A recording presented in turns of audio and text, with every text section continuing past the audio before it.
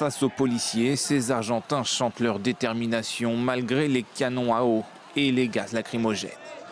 Tous manifestent pour l'urgence alimentaire et contre l'austérité mise en place par le président Javier Milei.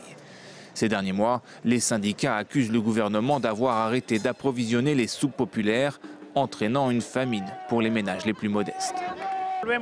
Nous manifestons ensemble pour demander au gouvernement une fois de plus de répondre à la crise alimentaire qui empire et dont 6 millions d'Argentins souffrent. Le gouvernement n'a pas une once d'humanité pour garantir l'approvisionnement alimentaire des soupes populaires.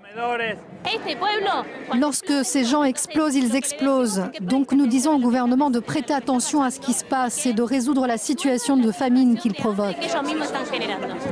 Le pouvoir argentin dément avoir cessé l'approvisionnement des soupes populaires, mais reconnaît mener un audit rigoureux de l'aide. Selon lui, certains organismes sont fictifs ou surévalués. Ces manifestations marquent les 100 jours au pouvoir de Javier Milei. Le président ultralibéral applique un sévère programme d'austérité budgétaire pour dompter l'inflation. Aux Argentins, je ne demande qu'une chose, patience et confiance. Il faudra du temps avant que nous puissions percevoir les fruits de la réorganisation économique et des réformes que nous mettons en œuvre.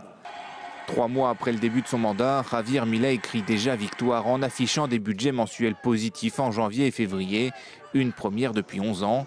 L'inflation mensuelle est quant à elle passée de 25% en décembre à 13% le mois dernier.